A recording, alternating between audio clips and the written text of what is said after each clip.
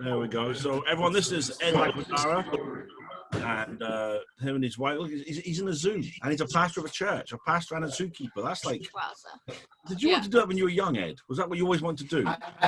Not pastor, because I did not know anything. I grew up in the opposite of a godly home, so I wanted to just, you know, animals were my safe spot, and so even when I started this business, my intention was to rid the earth of evil adults. I only liked kids and animals. I'm like, kids and animals are the coolest thing in the world, you know? And so yeah, it was working my way through the sciences that I realized that we could not just pop onto the scene accidentally. And that I actually started teaching creation science before I even gave my life to Jesus, because I came to Christ kicking and screaming. But I knew that evolution was not possible, that I didn't just happen, and you know, animals aren't turning into each other. I didn't come from a monkey-like creature. Some people might argue that, but the science is real on that one. All those the signs out here say science is real. I said, I know it is, and the Bible confirms it, so don't worry about it at all. So yeah, so I didn't start. So what happened? Not that I'm the Apostle Paul, but I always like relate to his story, because he was on fire for God, and Jesus, he had that encounter with Jesus, and Jesus said, yeah, I love your fire, I love your zeal, but we're just going to turn that onto, why don't I picture in picture? And then we're just going to turn that into something else and be on fire for Christ. You've just been muted, Ed. You've just lost sound. Yeah.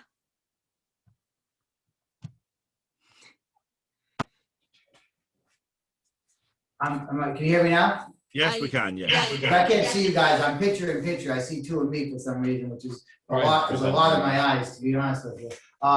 So yeah. I put you on the spotlight now. We turn. I'm going to mute us and let you get on with it. Okay. Go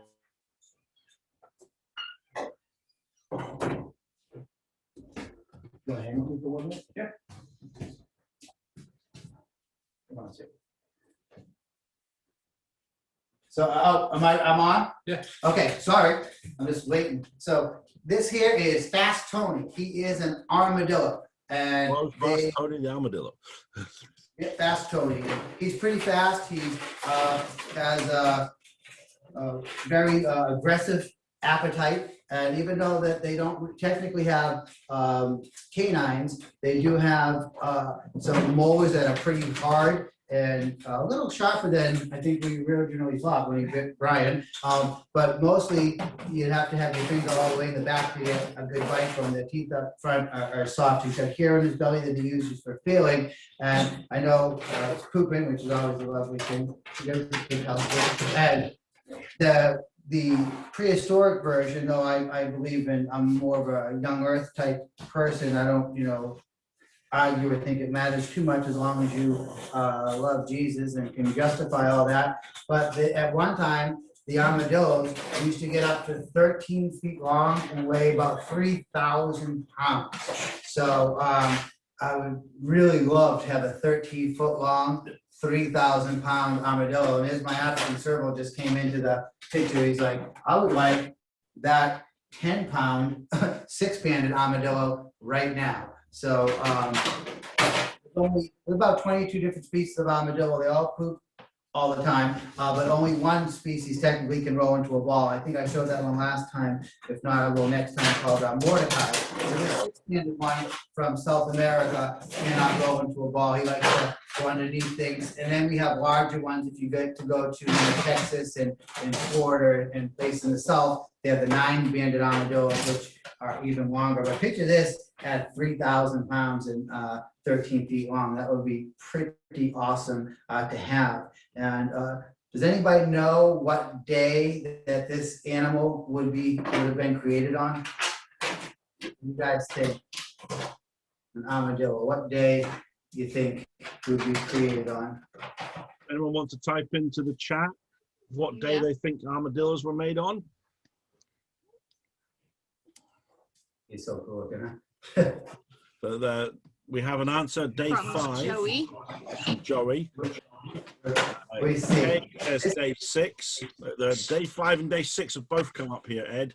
Yeah. Okay, so day 6 would be the correct answer. Day 5 was the day, now though he can swim pretty well, but day 5 was when, you know, the fish and the birds and things were made. So then it said the land animals will be made on day 6. And we'll talk a little bit more about it, because something else very special was made on day 6 as well. So, does anyone have any questions about Fast Tony? Or I'll give him to Drew. He's gonna go, he doesn't go in a box very well, so he's gonna go right back to his home. Any questions? Okay, ready? About the armadillo. Going once, going Yeah. twice. Yep. Stick to my towel. Yeah. You want that poop? Okay, we have a question, Ed. Okay. Yep. The question is from Josh, Zach, and Seth, and Jesse. And Okay. these 4 brothers want to know, how strong is his shell?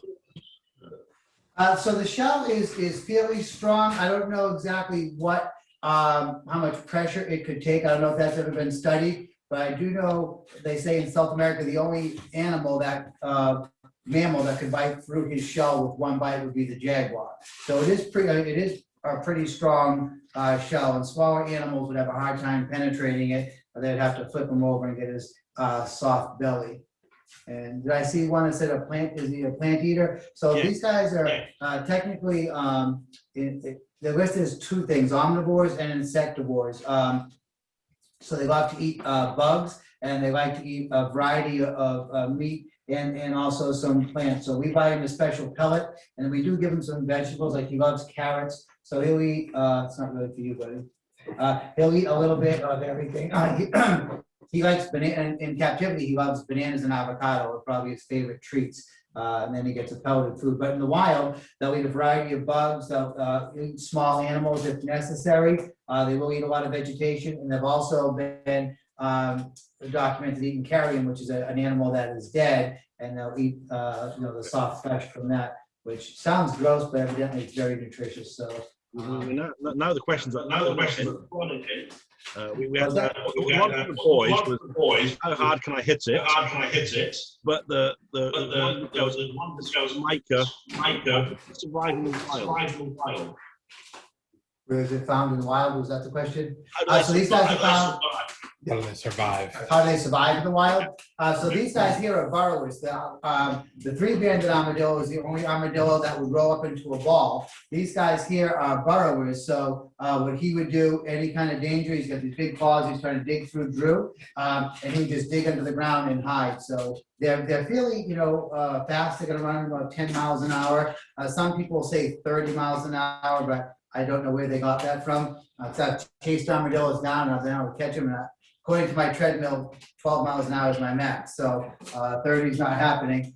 They can fold up some like this, and you see the way he's designed. He has this beautiful armor protection on his head, and then these claws, they'll just burrow underground and be gone in no time.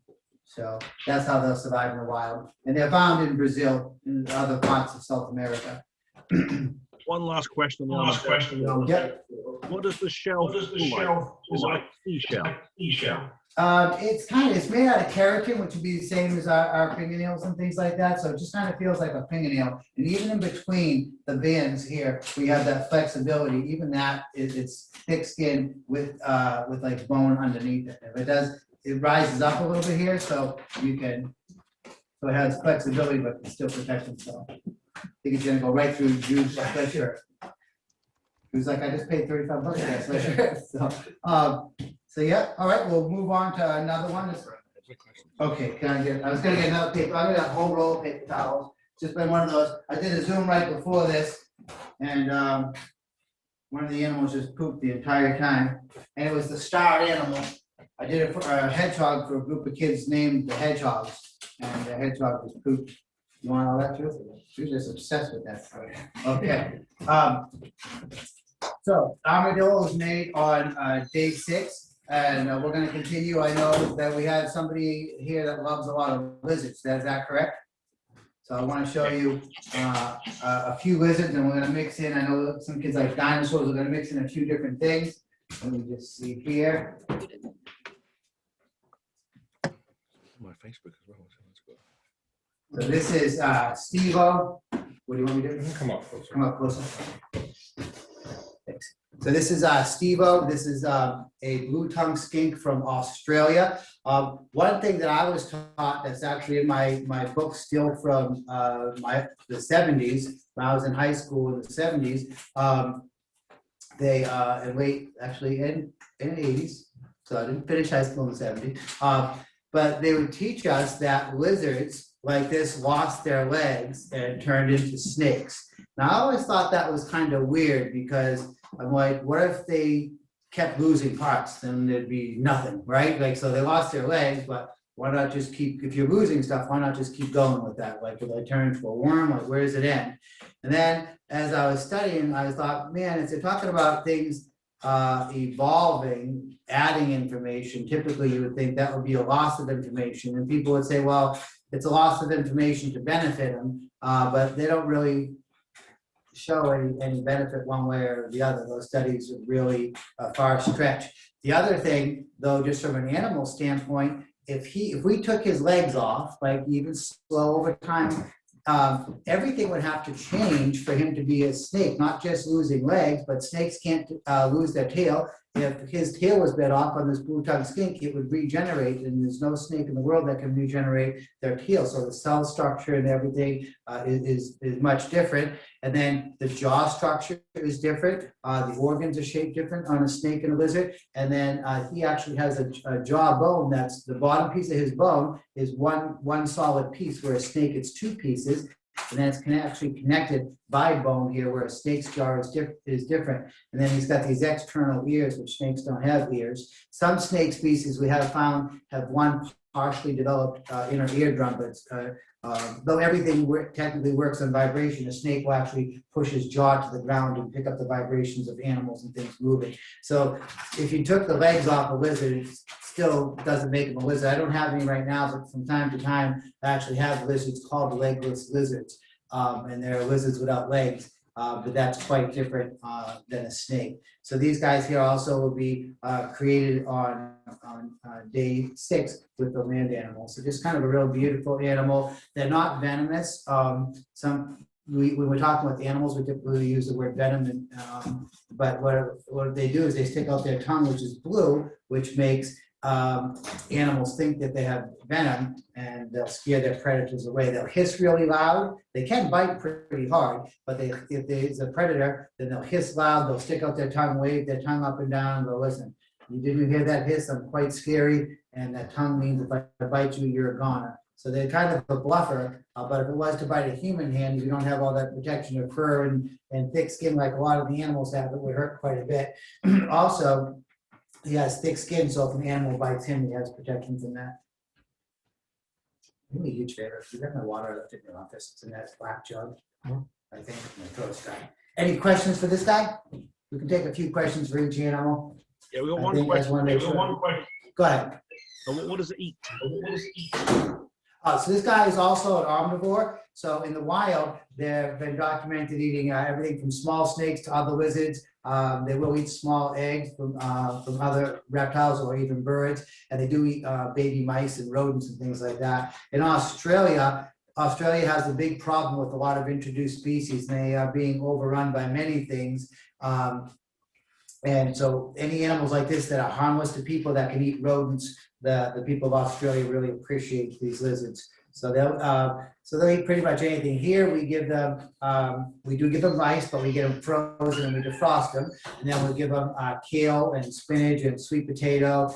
We make scrambled eggs. We have a lot of chickens that lay eggs, and we scramble up eggs for them. And you can give them whole eggs too. They make a mess with it, but they can break the shell eventually. Gives them something to do. It's good enrichment for them. So yeah, an omnivore, so they'll eat pretty much anything. How fast can it run? So these guys are very slow, probably like a mile an hour or so, because if you look at them, they have this sausage-shaped body with it's like a sausage with legs. So they're not too fast, but you'll see them sticking out his tongue, and they also smell with their tongue. Reptiles have an organ up top called the Jacobson organ that helps them identify if they're smelling. Basically, prey or predator. He's not going to say, well, I'm smelling, lasagna or, whatever it is. So, okay, put him in. Where I get him, right? I want to mix in a couple of dinosaur things. And so this here is actually a fossil. And fossils basically have a lot of turn into like rock because the minerals get inside. I was here listening to one explanation of this guy trying to explain to young kids how a fossil is like, well, if you took a sponge and started filling it up with, marshmallow, it starts to come, the marshmallow overtakes it. That's kind of with fossils, as the bones break down, the minerals and stuff get in there, turn it into rock. This is very, very heavy. So anyone have any idea what kind of fossil that is? Any idea? If it was real, you probably wouldn't want to hold it and move it around in your hand. If it wasn't fossilized, you may not want to do this with it. Anyone want to You certainly wouldn't want to smell it something that's if it was not a fossil. Yeah, I wonder what that could be. Okay. It's poo. That's right. It is dinosaur poo, probably from a herbivore, right? That's what they're thinking. Yeah. Or actually, you said red blood cell, so it could be a carnivore. So this one is a carnivore. I have one from a herbivore. This one's from a carnivore, and it's probably because you see the red. That would be the guess. That's for a carnivorous dinosaur. Don't know which one, but I have a friend that's a paleontologist, and he does his talks. He has 100-pound poop that he wheels on stage in a wagon. So that will be from quite the dinosaur. So this is called coprolite. Did I pronounce that right? Coprolite. I always say porpolite, but I was corrected, so I'll take the correction because it's good to learn. Now I just think of those copper fit braces, right? So so that's the technical name for it, or the simple name, which I like to use, is dinosaur poop. Works quite well. So this is what it looks like here. Almost looks like something fancy, right? Like a fancy dish or a countertop. I could see that as a countertop, right? It'd be pretty nice. That'd be, what do you think people would think if you made your whole countertop out of dinosaur poop and then told them after dinner, right? I don't know if they'd appreciate that. Chris, put that on my schedule. We need a table out of dinosaur poop. That would be awesome. All right, so I'm gonna put that aside. Now let's just see.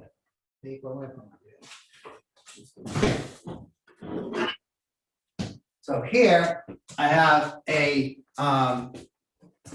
copy of a fossil. This is light. This is a replica. It's not actually real. I want to show you the real and the false. Does anybody have any idea what this is?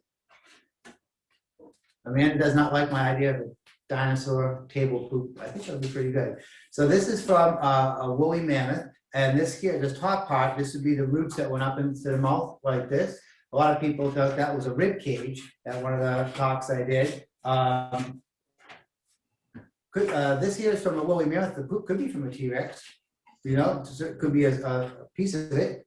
Wouldn't be the whole thing, or maybe a baby T-Rex, right? Even dinosaurs, when they came out of their eggs, were very small. And so this here would be in the mouth like this, and then when they eat, they would take their the grass, and they could use it like that and break it all down on the teeth like that. So that would be a replica. It's actually a real one. And so this is quite heavy. This is fossil. You can see if that was a human tooth, that would be quite painful when we ate this. It looks like nerves would be exposed, and not really any enamel. I don't know if you've ever had a toothache or grind your teeth at all, and you get those nerves exposed. It can hurt quite a bit in the cold weather, especially. So this here, you can see with the root right here, go up nice and deep.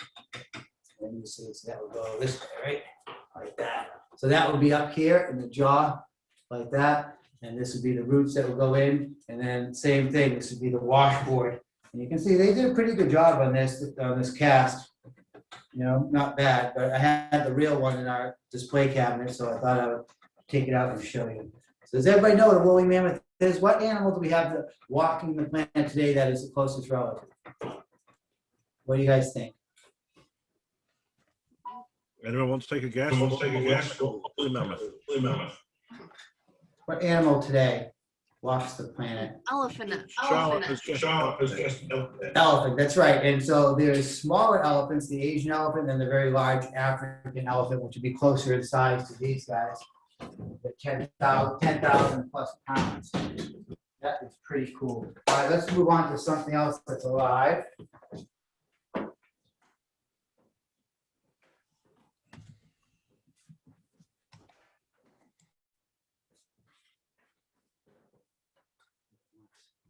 I'll do a couple at once here because they're little. So this is really cool. This is a bearded dragon from Australia, and these guys will camouflage. And they made that movie Holes. I don't know if anybody saw that. They call them the yellow spotted lizard, which there is such thing, but it's harmless. They painted yellow spots on the bearded dragon and pretended that they were deadly. They are not. And then they also look like horned toads and thorny devils and other things with. They have all different kinds of weird defenses. This one's aggressive. Look, I'm going to go start a fight with this guy right now. Even though he's our smallest one, sometimes he likes to start a lot of trouble. So we don't really have a name for him, but we're thinking of a real bossy, dominant name. If anybody has a good name, maybe a good name, you guys could think of a good name that I wouldn't think of. So. So it's bossy, trouble. It's bossy and aggressive. And it's a little boy. What is it? Lydia. Lydia? Lydia, yeah. It's great. You're getting yourself in trouble, aren't you? No, I can. I'm glad I'm not the only one who gets myself in trouble. My daughters go, Dad, you know exactly why we're mad at you today, right? I go, think back. So we have a question. Sure. When you hold the animals, does it make them uncomfortable? So if I was to seize him from the top, he'd be uncomfortable for a second, because that's how a predator would come down and grab him, a bird of prey, something would grab him like that. But once I pick him up from the bottom, and then you see he's just relaxing right there. So yeah, no, they're okay. I do have some animals that don't love to be touched, so we just don't really move the leg. Over here, Chris, can you show them the serval really quick again? So the African serval over here, Lazarus, he's getting ready to go outside. It's a little cold for him to go out yet, but in a few minutes we'll probably, right after this, we'll probably let him out. And so he doesn't like to travel, so we don't travel or pick him up. We just go in there and he comes over to us. So if we have an animal that doesn't like it, we just don't do it. So this is a bearded dragon from Australia. This guy is a version of an iguana. It's called the spiny tail iguana, but no zoologist seems to be able to pin down exactly what kind. It's just a very bizarre size and coloration. We have a few guesses, probably some kind of hybrid animal, probably field collected. This guy's about 20 years old, right in that area. We've had him for 10 years, and he was at a pet store for 5, and he was an adult when he got him, so he's quite old. And if you look at a lot of these lizards, these are things that they use lizards of today to walk right around when they make dinosaur movies. I haven't seen the new Godzilla movie yet. Has anyone seen the Godzilla vs. King Kong? Oh, cool. We've seen it. Is it good? If you like dinosaurs fighting monkeys, yes. Yeah, it's about my speed. So if nobody wants to know the answer, right, then maybe you can text me after, Pastor Ben. I want to know. I tried to read all the spoiler alerts on who won, because I like to know the end of the movie before I watch it, because if I don't like the ending, and I won't watch the movie. I do that with sports. I can Zoom meeting. So don't say during Zoom, but maybe at the end you could send me a text of if there's a clear winner or No security. Say that. Thank you. All right. Yeah, I'm terrible. Lydia's team lost. Okay. Yeah. All right. But yeah, you'll have to tell me the ending so I know whether I want to watch it or not. So I do like monkey and dinosaurs fighting. That sounded good. I remember the original. I wasn't born yet, but I think the original came out in 1963. So this is a spiny tail iguana and a bearded dragon. And the cool thing about these animals, I had someone say, why would God make this? Why would God make that? You know, in the book of Timothy, it says that God made all things for us to richly enjoy. Just think about that. Before humans were created, God created plants, right? Then the sun and the moon. He got everything prepared. If you read Genesis chapter 1, God didn't you know, people say, well, if we're so special, why weren't we created on day one? Because God was preparing everything for us, right? How many people like to have a nice, I've been having a really good Easter dinner.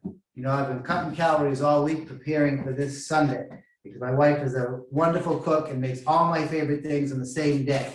And what'll happen is I'll be doing stuff, you know, socializing, I'll probably feeding some animals because the staff has the day off. And then she'll let me know when everything is exactly ready.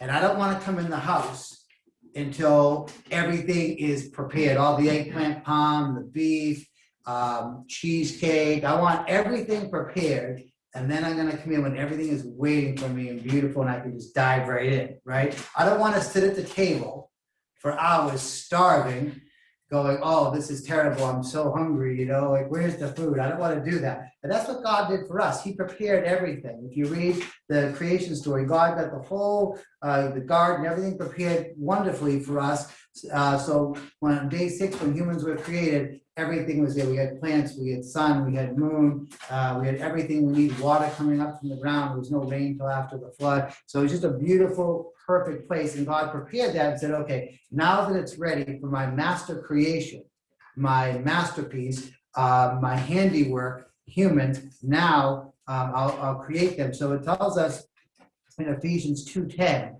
that we, this is a New Living Translation, that we are God's masterpiece, created anew in Christ Jesus to do the good things he planned for us long ago. What's so awesome about that is I think of, you know, when I go to the grocery store out here, there's one grocery store that has kids' artwork all, you know, in the store. And, you know, to that little kid, whether it looks great to us or not, right? To that little kid, it's his masterpiece. It's like, this is the best one. This, mom, dad, this is the one that's going to hang up at the grocery store for everyone to see. And God created so many wonderful, beautiful things. Remember, we see the world from a fallen world, and it's still beautiful. Think of how wonderful it was before sin entered the world, right?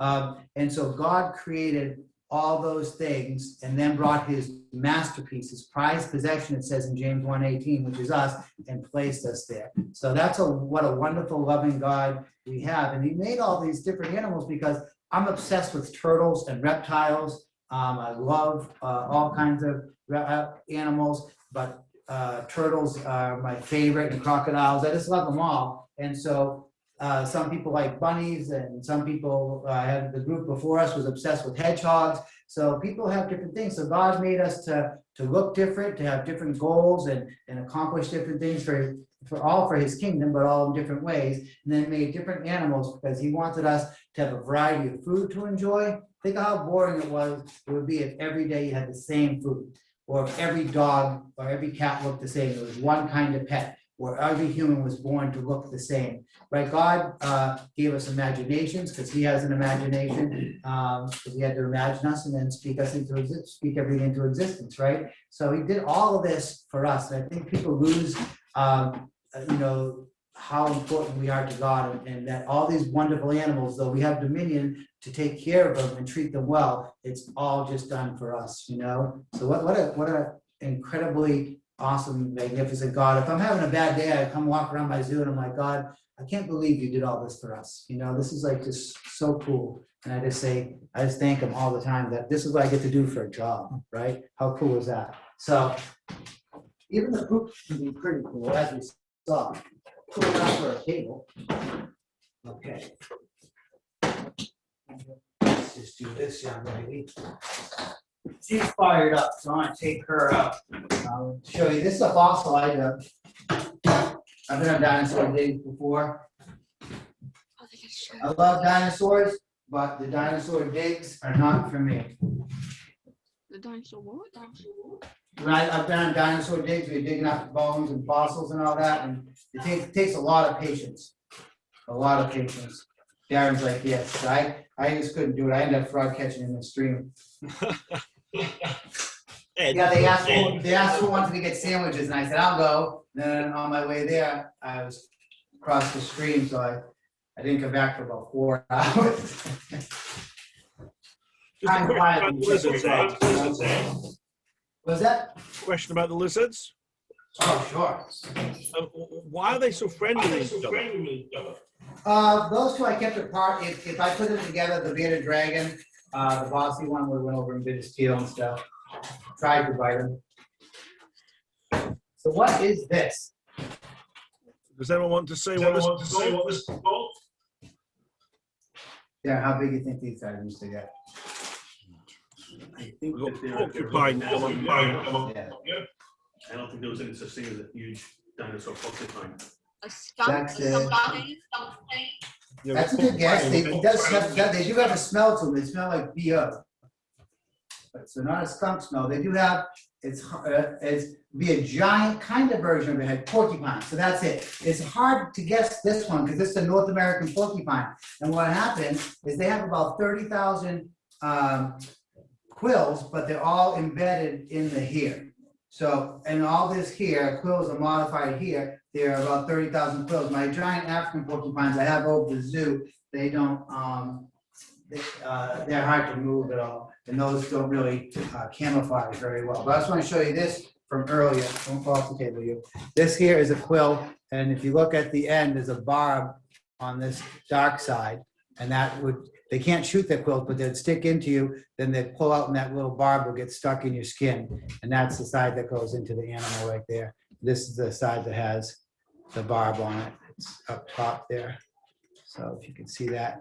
So that is a porcupine quill. I actually had one of these stuck in the tendon of one of my knees. And my friend who's a surgeon took it out for me. I said, yeah, I'll pray, it'll work its way out. And he's like, yeah, but I can do it in about 2 minutes, and I really want to have you in my office, and it was super cool.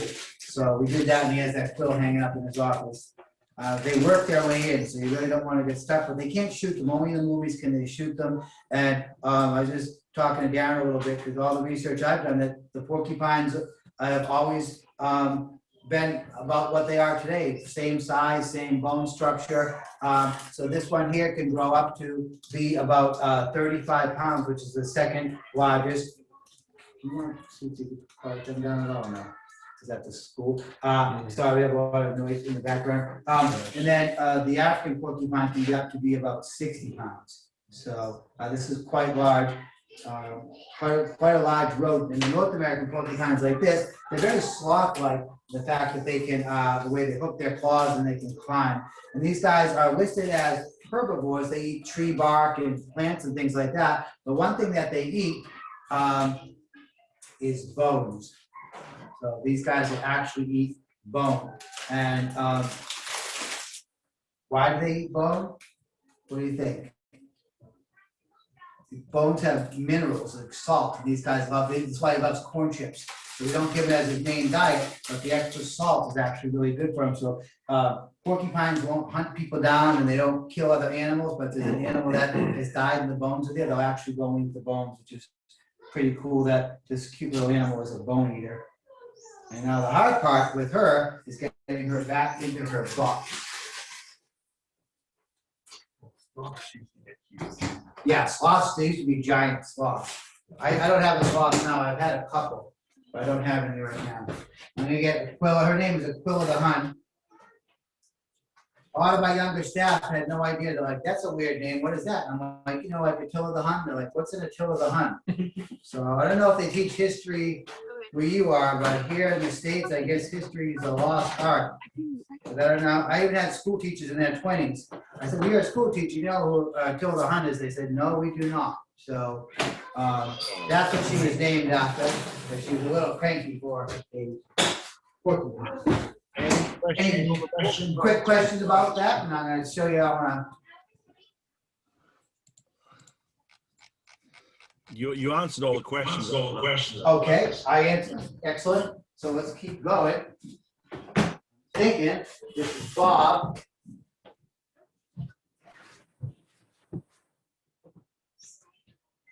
Pay close attention. This one you're gonna want to remember what kind of turtle this is. So this is an alligator snapping turtle. And when I used to do debates, I don't do them anymore because the Lord told me not to. But when I would do debates, they'd say, no turtles. And I'd say, why not? And they say, well, because that's a living fossil. And I'd say, no, it's alive. A fossil we showed you, fossils aren't alive, right? This is alive. And the reason why they would say that is because things are supposed to be evolving, but turtles, all through the fossil record and everything, turtles have always been turtles. And I actually have a fossil, I don't know where it went, probably in my house somewhere, of a turtle head, a skull, and it looks exactly like this alligator snapper. So this here is an alligator snapping turtle. So the kind of turtle is an alligator snapping turtle. And these guys are from the Midwest and the South United States. It's the heaviest freshwater turtle that have been reported at over 200 pounds, which is pretty cool. And the only turtle that we know that lays eggs every other year, clutches of up to 100, but not every year, every other year. It's also the only turtle that we know of that has this little worm-like thing inside the mouth. And that's called a fleshy appendage. It's not a tongue. And what it does is he camouflages in the water, pumps blood into that fleshy appendage, and that causes it to wiggle around. Then fish and frogs and turtles and crayfish have all been, little turtles documented swimming into that mouth thinking it's a cave to eat that worm. And then we'll see what happens here. There we go. And so if you swim in, you don't come out. Now he's really an omnivore, a carnivore, but once in a while they will eat vegetation. He won't eat this because he's out of the water.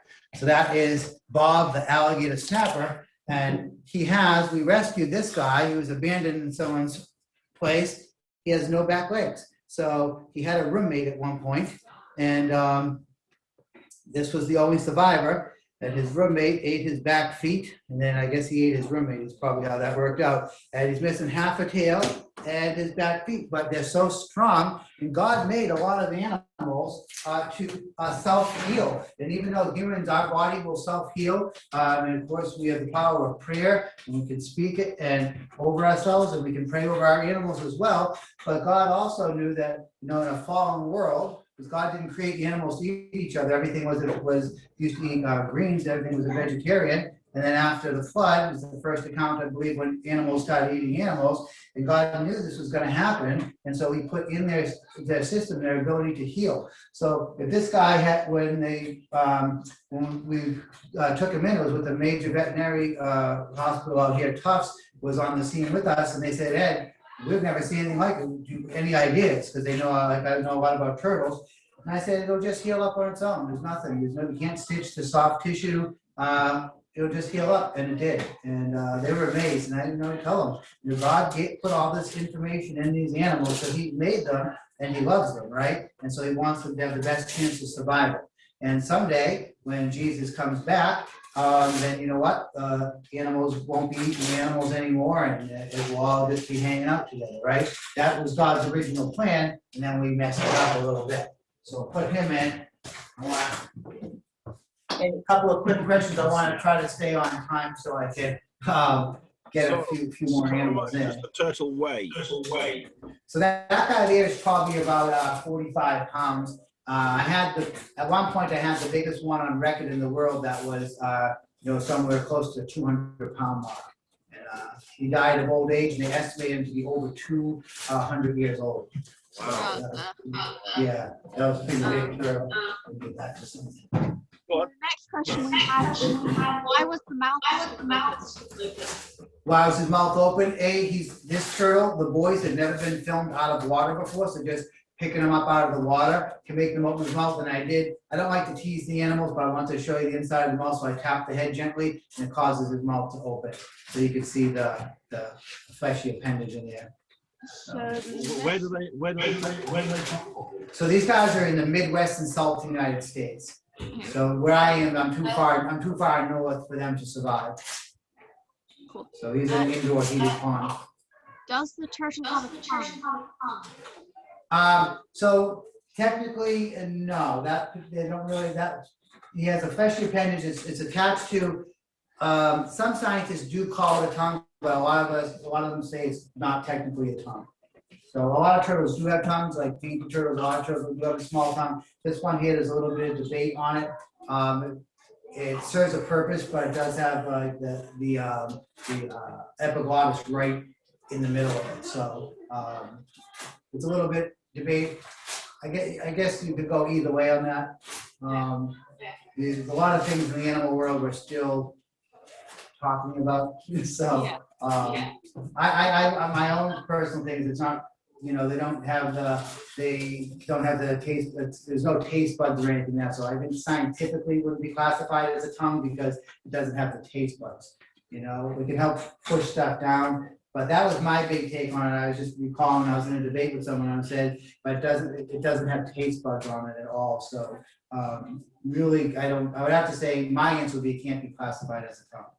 Okay. This is the long-winded answer. So next question, how strong is it bite? Okay, so those have been measured. Actually, I was one of the guys who measured them and broke the guy's $10,000 meter.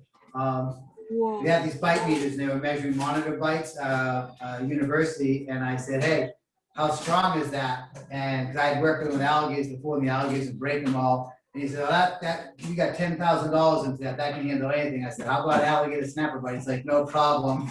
And he bit it, broke it in half, and I retrieved a piece out of the pond, and it was at 1,200 pounds of pressure. Wow. So 1,200 pounds and $10,000. That's how much they can fight. But it was a university, and I thought they were going to be upset. And he's like, right, he gave me permission. He's like, oh, it's university money. It's okay. I'm going to go on to a couple more things because I have to sign out at 11 because I have to take a 2-hour and 20-minute ride after this. So I just wanted, there's a couple more I want to get to, but that's okay. Go for it. Go for it. But there's any real big question I can get. Okay. Okay. So look at this guy here. I need my dinosaur thumb.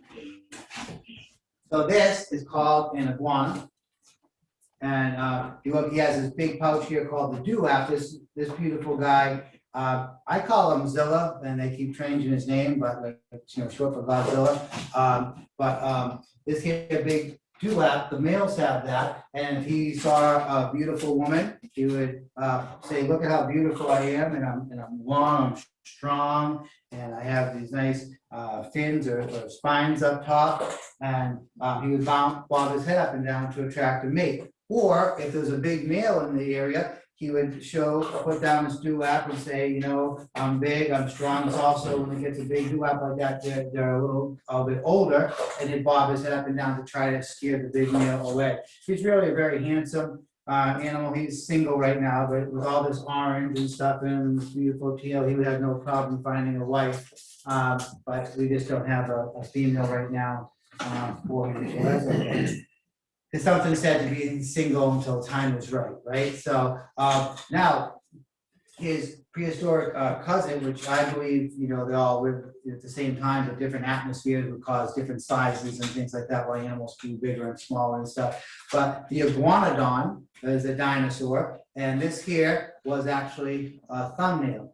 And a lot of scientists will say that they use this thumb to probably punch holes in trees and drink sap and things like that. Also for defense, imagine if you're a dinosaur and you're attacking this dinosaur and they hit you in the head or the eye, that's going to hurt quite a bit. And I was sharing with Darren, I have to find it. This guy gave a lecture. I was at the lecture, but I know he's got a video of it somewhere. Iguanas actually blow salt out of their nose. So in their nose here, the nostrils, and you see it a lot in marine iguanas, but all iguana species build up salt and then they blow it out of their nose. So in there, if you keep them in, when they're smaller in an aquarium, you have to scrub all the salt off the sides of the aquarium. So one scientist was saying that the iguanodon, he believes, used this here to take and put it in his nose and clean the salt that gets stuck to their nose, and he called this the nose picker. I know it's kind of crude, but he said when the salt crust over the nostrils and they breathe out of their nose, they can't breathe it, it gets crusted. And so they would take this and possibly clean their nose out with it. So I don't know if that's true. I was not there, but I could see that, you know. So that is an iguanodon. And, you know, a lot of people think it would go cool right there. That'll be pretty cool looking dinosaur, right? And that is a really beautiful animal. Again, this one here will be made on day 6 because it is a land animal. They can swim, they can climb. Though they're native to South and Central America, they are now been introduced to Florida, and they're all over Florida. They can survive in pretty much any warm climate. There are versions of these guys in Aruba and Hawaii now and other places as well. So that is what we call a green iguana. He just has, he just has a lot of orange and red in him. Put him in his travel box. Sure. Now, we have to show you this.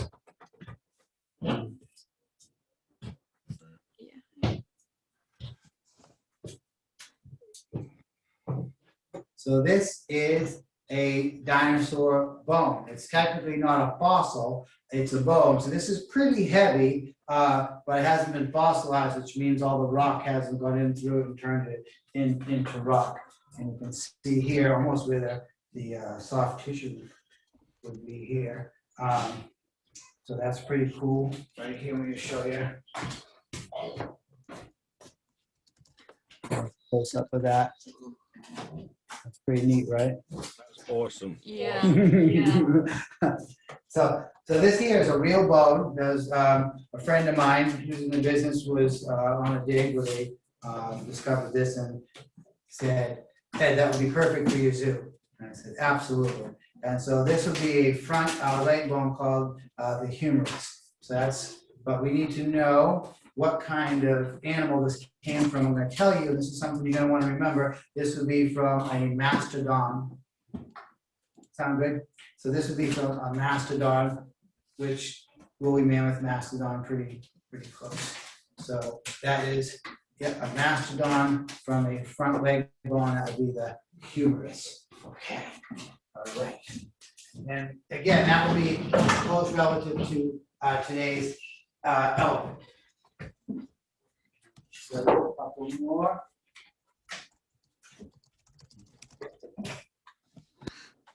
Ron Burgundy. So this here is Ron Burgundy. This is a boa constrictor. And I have a question. Did snakes actually eat baby dinosaurs? What do you kids think? Right, guys. Snakes Baby dinosaurs.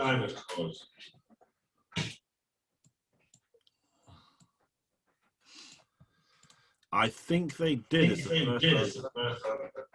Yes. So the first answer, we have yes, we have a no. A lot of people, most people guess no, but the right answer would actually be yes, because when dinosaurs were coming out of their egg, they were small. The largest dinosaur egg was only the size of about a basketball. And then, what did you say they called that snake, Gary? Yes. So the Tyrannoboa could get, I was reading, 40 feet, maybe even 60 feet long. So just a massive snake. So you're talking about 1,000-pound snake. I've seen a snake that was just over 400, I believe. How big was our biggest snake here is probably about 260 pounds. Maybe a little bit bigger, our big anaconda. And so that is a massive snake that we have here. So picture, a snake that could be 40, 60 feet long, swallowing little dinosaurs would not be a problem at all. And there's actually online, you can find the Chicago Museum. They brought up the fossils of the eggs hatching and snakes right there. And so a lot of the artist rendition, I find it funny that they'll have an artist rendition of a snake that they'll say is quite old, older than I believe, and they'll look just like the common boa or the anaconda, snake native. Yeah. So snakes, according to the fossils, the funny thing is people want you to believe that you're just an accident, that you just kind of Big Bang Theory, and even some Christians will buy into that and all these kind of things, or you just came out of, some kind of swamp, or stardust is a big thing now, aliens and all that. But you know what? the Bible and the fossil record don't disagree. The more archaeologists and paleontologists study, the closer it lines up with the Bible. We just see so many things being unearthed. As if, well, King David wasn't real. Now they find all these things from King David. They found wheels, I believe, from the Red Sea, you know, the parting of the Red Sea, chariot wheels. So there's so many things. If scientists study long enough, they're just proving the Bible. And when I used to do the debates and people would, you know, talk about prehistoric snakes, I said, we have the fossil record right there. Snakes have just always been snakes. You know, turtles have always been turtles. And the big thing for kids to understand is that you've always been people. God created you, either a boy or a girl, and he created you with a purpose and a plan. And it says in Galatians that you know, God called you before you were born, right? And in Jeremiah, that God has a plan for your life for good and not for disaster. So we have a good God, and I just think, you know, as a scientist, why do I want to look at this snake and try to come up with some crazy idea of where it came from when I could just know the truth that there's a loving God that, you know, imagined all these things and created them all, and then created us as his prized possession to take care of and enjoy them. To me, that's a pretty simple and obvious solution. So why not just go with that, right? Why complicate things? Okay, let's do one more. Chris, is there any questions I didn't answer on the sheet? I don't have the sheet in front of me. We don't have any questions. We did have a Questions? question. Okay, let's do the question. Yeah, and then we're gonna get something scary. One more. Go ahead, let's do that question. How much does it drink? That snake there is about 40 pounds. My biggest snake, I wish I could take you guys out there. I don't, and Land of the Giants building, it gets no cell service at all. I have to somehow get Wi-Fi out there, but our phones don't work out there, so I can't even make phone calls, never mind Zoom. So I have an anaconda that's 18 feet long and probably 260 pounds. And I have a reticulated python that's almost 22 feet long and probably about 220 pounds. And I have, you know, a 500-pound alligator. I'd love to show you guys. Somehow, what I'll probably do is take a video of it, Ben, and we'll send it to you, and then you guys can share it with the kids. That'd be cool. Yeah. Yeah, what I'll do is, it won't be until Monday, or maybe late, probably Monday. Monday, me and Chris will go in there, and I'll do a little video for your church on the animals, maybe if it's okay, like 10 minutes. And then I will send it to you in a video form, and then you guys can share that. Would that work? I mean, we can put it on next week. Okay, yeah, because I really love you guys to be able to see that building. Smooth. Was that smooth or rough? I'm sorry, what was it? Snake. Smooth or rough? So how rough is this? Oh, how rough is this? So that's the snake skin is very smooth and tight together. There are some like rough scaled snakes that feel kind of coarse. And as far as the substrate he can move on, they can climb on anything. That particular snake, the boa, they're South and Central America, but there's some in other parts. That particular one is South and Central America, but they can climb trees. There's one in Puerto Rico that lives in a cave. And it just hangs upside down, and when the bats take off at night, it grabs the bats out of the air. And so that snake can swim, climb, and pretty much do it all. And then bottom jaw of a snake, as I mentioned earlier, is a big difference with a snake and a lizard. The snake's jaw is in two pieces on the bottom, like this. So when they swallow stuff, the jaw comes apart, and then the jaw here is attached by tendons and ligaments, so they just stretch out big. I'm gonna try to get one animal out without getting bit. It's gonna be a little bit, hopefully it'll be exciting, but not too exciting. Chris thinks I'm crazy. Could be some truth to it. So I'm gonna try to grab a crocodile. A very aggressive, more or less crocodile. I caught him out of the tank, and he's really super aggressive. I'm gonna see if I can get hold of him. If you hear like an owl and stuff, I'll be fine. Just pray for him. Try to get him. Yeah, I'm pretty sure he said crocodile. Yeah. That's gonna be good to see. Be careful. You get you? Only a little. Oh, that's good. It's but a flesh wound. Only lost one finger. It's really a flesh wound, as they say in one. Wow. Only one. Only one. You gotta put it back. Clamp me down good. But Crocodile. yeah, so that's a crocodile. He clamped on my finger, but threw the towel. So just crushed the bone a little bit, but no blood, so the young audience won't be squeamish. See, I didn't want to tape him up because this guy was not used for shows yet. He was a rescue from a facility in Pennsylvania that closed down, and crocodiles at one point got about 40 feet long. Now they get, maybe 20 and weigh, maybe 20,000 pounds and would actually eat even quite large dinosaurs.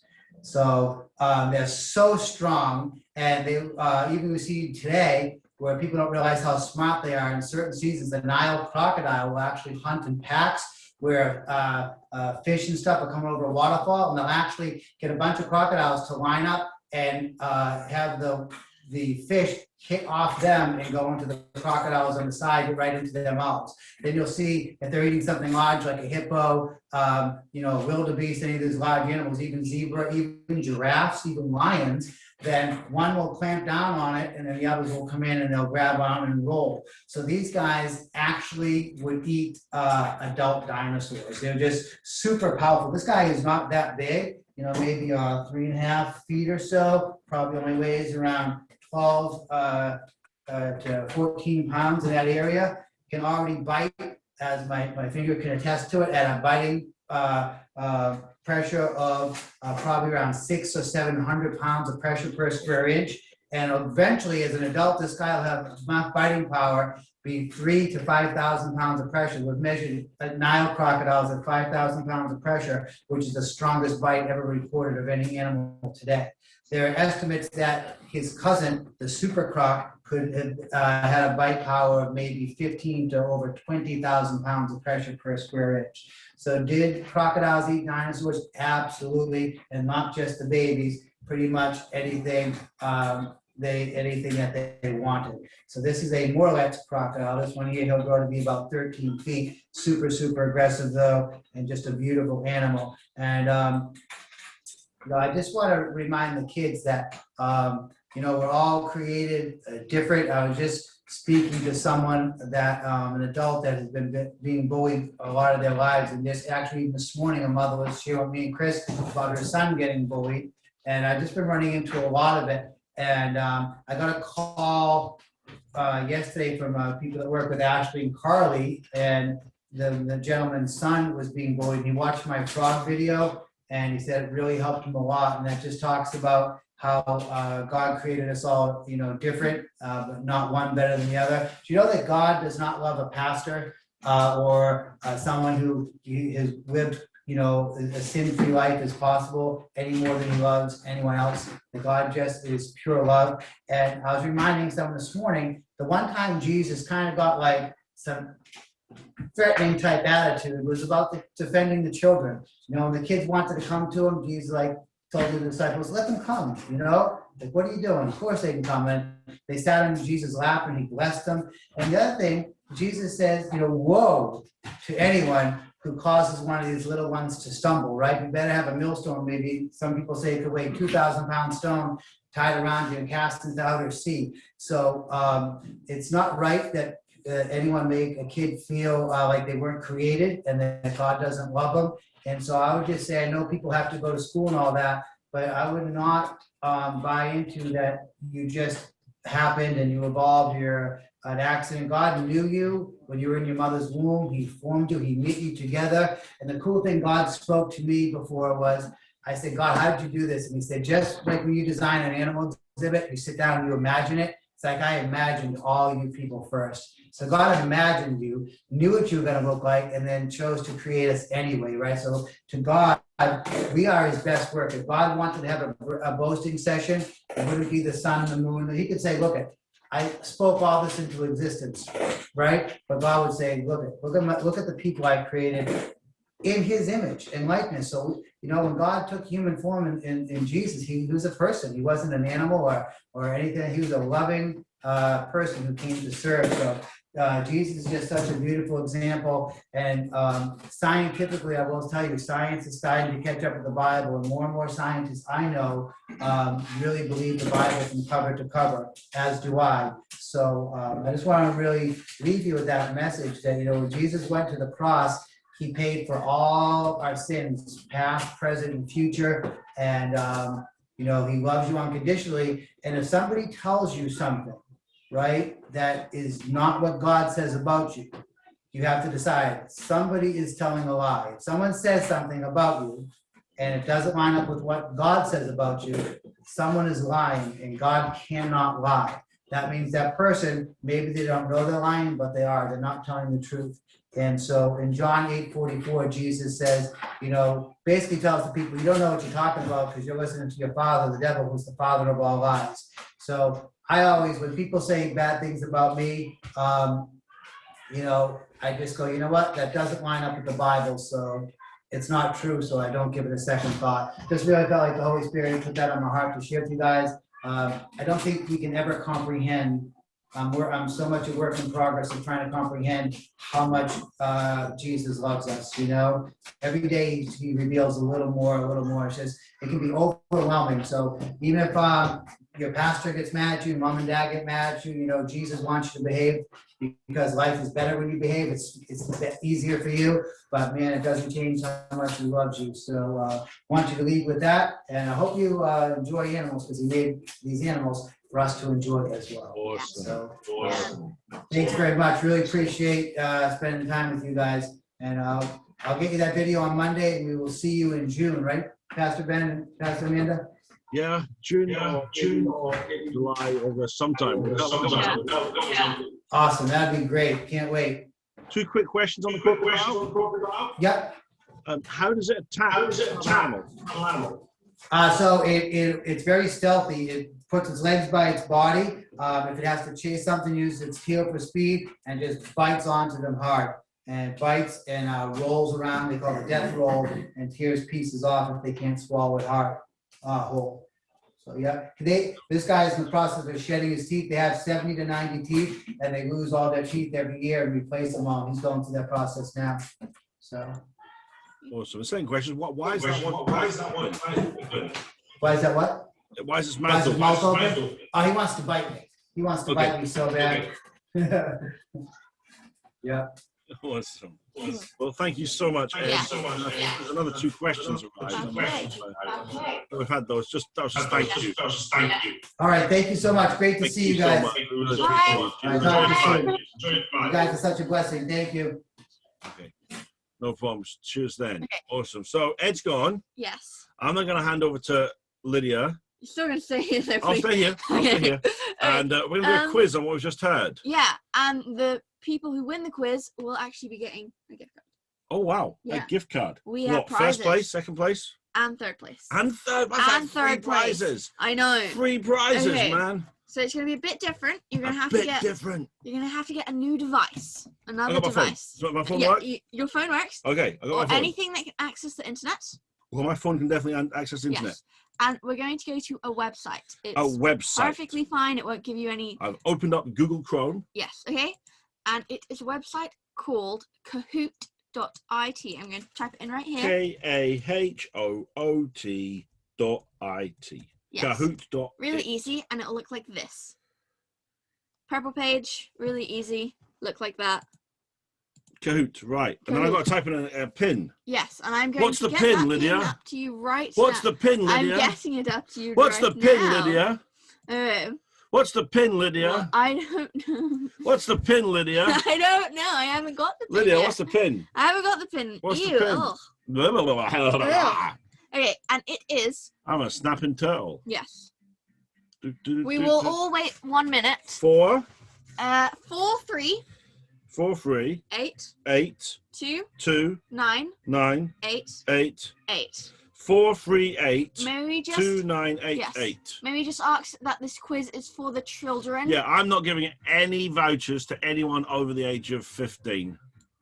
It's actually Anyone older than Lydia gets 0. Actually, it's primary school age. Right, anyone So, who's finished primary school or is too big for primary school, yeah. you leave with nothing. But parents, you can help your kids get onto Kahoot.it Yes. and type in that PIN number. So you go to Kahoot with a K, Kahoot.it. Now. Wow, there's Anasu's on there, Desra's on there, Mote. Mole's on there, Zach's on there, Zeph's Yeah. on there. Okay, the thing about this game, it will be a quiz, But the faster you answer your questions, and the faster you answer your questions, you'll get more points, and the pasta. and the streak as well. So if you keep getting answers correct, you get more points as well. So it's fastest fingers, but you still gonna get it right. Yes. Got it. And that means you get extra points. And Dad, you are Okay. not allowed to be in this. How do you know super pasta was me? Because What do I get if I win? nothing. You are a trustee. Oh yeah, I'm a trustee. So I'm I'm also over your age. I'm also going to delete you. Sorry. I got deleted. Yep. Okay, well, can we delete Joey, please? Because he's from Friends, and I've seen Friends. He's an adult. Mhm. Right, and Timothy, Yeah. he's in the Bible. He's also an I'm adult. gonna wait just a couple minutes because I know that there are a couple more kids. If you do want to join, it is www.kahoot.it.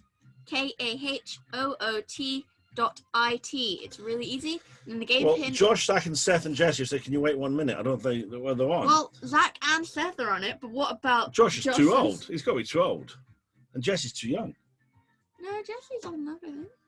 to go to school. Yeah, Jesse's in reception. He's like about 1. I think he's 5. I don't know. I don't know either. All I know is this music is funky. I chose disco music. Someone's just arrived. Kadarami. Yes. We're just gonna wait a couple Right, is there minutes. anyone else? Is there anyone else? He's Yeah. 4. I was closest. I get a point. My Coco. Yeah. That'd be Micah. I'm gonna guess that's Micah. Yeah. Okay, are we all ready then? I think you still got a couple more people joining Oh, still got a couple of people join. How do you know that? How can you tell? because there were just someone joining. Ruva just joined. Okay, I'm going to give you I'm gonna type it into the chat if you haven't been able Let to me get type it in, then Yeah. I'll spell it properly. Let me make the plan, and the plan will be good. And then the code as well is 4382988. 438-2988. That's also Lydia's phone number. No, it is not because I don't have a phone number. Alright, we're just gonna wait 1 more minute. We're gonna wait. Also, the number of pieces of chocolate Lydia ate today. I'm not the one who ate a whole fudge bag. I didn't eat a whole fudge bag. That's a lie. ate You 2. ate half my fudge bag. Yeah, Groovy. This is some groovy music. Right, are we ready then? I think we're ready. Zaya's just arrived. Yep. Zaya, not Zaya. Zaya. Yeah. Isn't she like in Spider-Man? No. That's Zaya. Zaya. That's Zendaya. Zendaya. Desiree's come back. Ethan's here, everyone. We're in trouble now. Oh no. So. Okay. Oh no. Okay. Just gonna wait just a little bit more because I know there are a couple more people here that are kids. Who are you waiting for? I don't know. I'm just randomly waiting.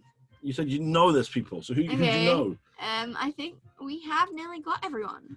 Okay. I think we have got everyone. We like your T-shirt. Yeah, you bought it, dudes. Yeah. Okay. That's the shark. No. He has a pasta one. He has a daddy I shark have to break it to Lydia. Did you? She bought me a Daddy Shark T-shirt, and it ripped this week. No, but I got my mum one as well, so she has a mummy shark. Mommy Shark. Yeah. Please let us know if you haven't joined yet. And Oh, that's my favorite animal, the blue whale. oh, that's a nice The animal. blue Sorry, whale. my dad's background keeps changing to different animals. Okay. Someone disappeared and appeared again. But we ready? Yes. We're going. We're starting We the are going to quiz. start. On the count of 5, 4, 3, 2. We have liftoff. Thunderbirds are go, go, go, go, go. I was going to say, if you still want to join, you can join in the middle of it. You Might won't be a win. bit harder to win, A bit but harder. Right, Yeah. go. let's start this. Da-da-da-da-da-da-da. Zoo Two quiz. quiz. 3. 2, 1. What's quiz? What kind of turtle did Ed use in his talk today?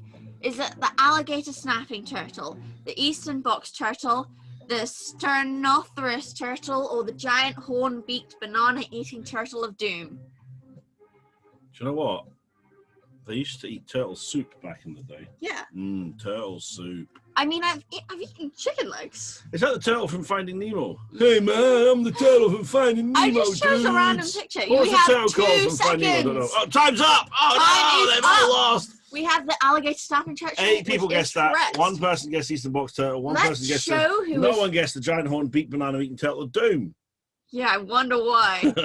Let's show who is first. So it's Desert cat Muddy. Wow, look at the speed of them. Yes, And you have to be press that really button. fast. Yeah. Okay.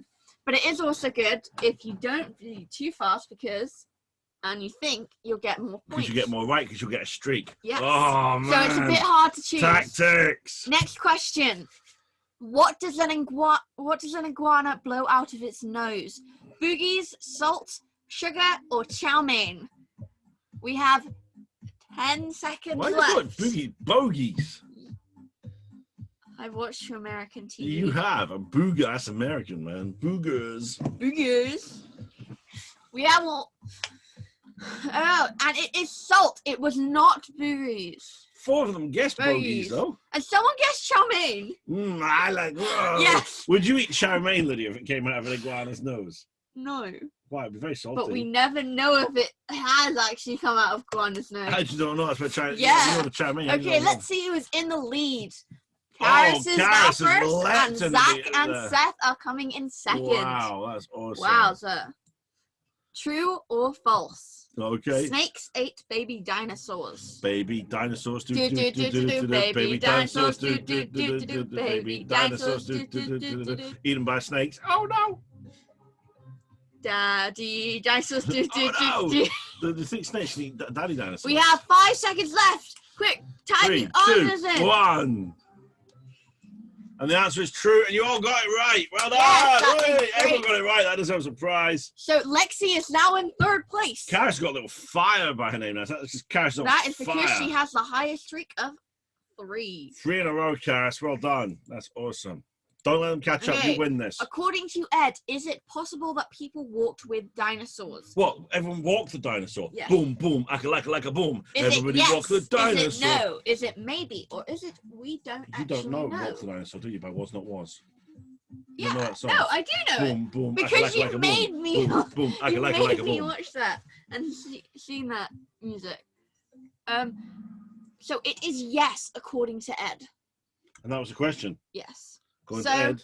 Yes. No. But- Maybe. We don't know. Okay. Brilliant. But we do not actually know. But four people got it right. 6 people got it wrong. But who got it right? Who got it wrong? Is Karis going to continue her winning streak? Or is Zach and Seth going to jump ahead? Oh, I don't know. Or is it even going to be Lexi? Or could be someone that's not even in the top 5? Yeah. They're all to play for. Oh, And look it at that. is Desiree and Mode coming in second. Wow. Kadrame is still keeping up her Anna streak. Sue, though. Look And at that. Anna Sue's Jumping getting in, in just there. sliding in. Karis has got 4 right answers, though. She gets a prize Yeah. of getting 4 right. What kind of snake did Ed show? Was it a boa constrictor, a corn snake, a king cobra, or a viper? Or a giant dinosaur egg-eating snake of doom? I don't think so. Right. We have 5 seconds left. Come on, type your answers in. They've all typed them in Press because they're answers. quick. They're quick. They can press that button quick. Actually, no. What kind of snake? Well, 6 people got the right answer. It That's was most not of you. a corn snake, it was not a king cobra, and it was not a viper. It was a boa constrictor. No, that's because you know what vipers are? Why? On my windscreen. The viper's on my windscreen. And that's not a snake. It's on my windscreen to keep the rain off. Yeah. Mm. Okay. And Oh! Zach and Seth are coming right back in. And Coming back. Anna Sue's Sue's just in sliding third up. place. How and did this Karis happen? is on an amazing streak. Yeah, and Seth suddenly jumped in there. Yeah. And Desiree there. Everything to play for. Yeah. We're only halfway through the quiz. Not even halfway through. 5 questions out. What is it? 10 questions? 8. 8 questions. Okay, we're more than halfway through. It's a small quiz. 3 questions left. Here we go. Everything to play for. Did crocodiles really eat dinosaurs? Yes. Well, no, he looks like he maybe, could eat a dinosaur. Or no, crocodiles actually only eat bananas. Well, he doesn't look like he eats bananas. He does look like if you put a carrot in his mouth, he's going to go crunch on that carrot. No, or he's gonna bite someone's hand off. Yeah. No, What, he like only cook?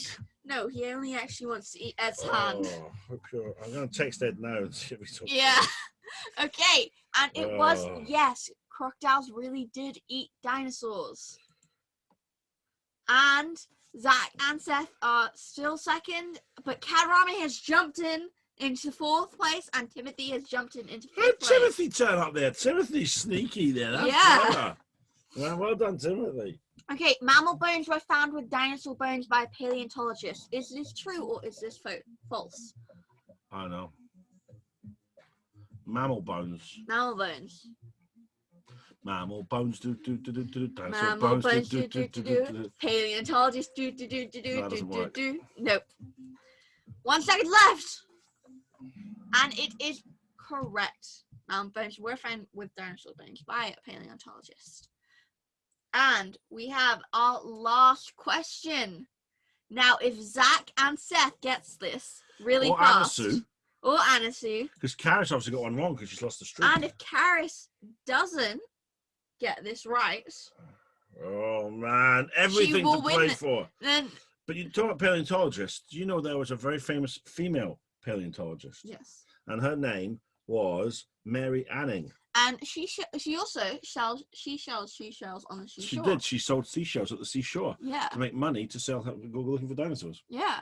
and that's Wait. where the poem comes from. She sells seashells on the Weren't the seashore. seashells actually shells with like fossils? She sold some seashells too. Okay, so the last question. Let's see who will win this. What animal did the leg bone that egg showed to belong to? The leg giant bones snake? connected to the A thigh crocodile? bone. The thigh bone. It connected wasn't to a the- bone, it was a foot bone. banana, or was it a woolly mammoth? A woolly mammoth, a crocodile, a Woolly- giant snake, or a banana. 5 seconds left. Quickly type your It answers could in. be anybody. And it is woolly mammoth. Wow, 8 of them. Nearly everyone got that We should right. have done an elephant. That maybe would have. We're not trying to catch people out here. We're trying to see what they've learned. Well, you're trying to catch people out. Let's see who has won this. Mhm. Okay, in third place we have Katarame. In I better write this second, down. we have Zach and Seth. And first, we have Karis.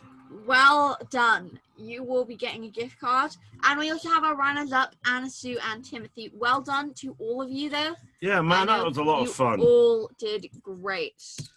Well done. And a It's special well done to Lydia for organising the whole zoo trip, forcing me to phone Ed and set it all up again. Yeah. And she just wrote the quiz while we were doing the talk, most of it. So well done, Okay. Lydia. These were the What are the most... 2 most difficult questions? What does an iguana blow out its nose? The And answer is salt. according to Ed, is it possible that people walked with dinosaurs? And 5 people just didn't answer it. Yeah. I guess you've only got limited time. You've run out And of time. 6 people didn't answer the iguana one as well. Did you lose your streak if you don't have an answer?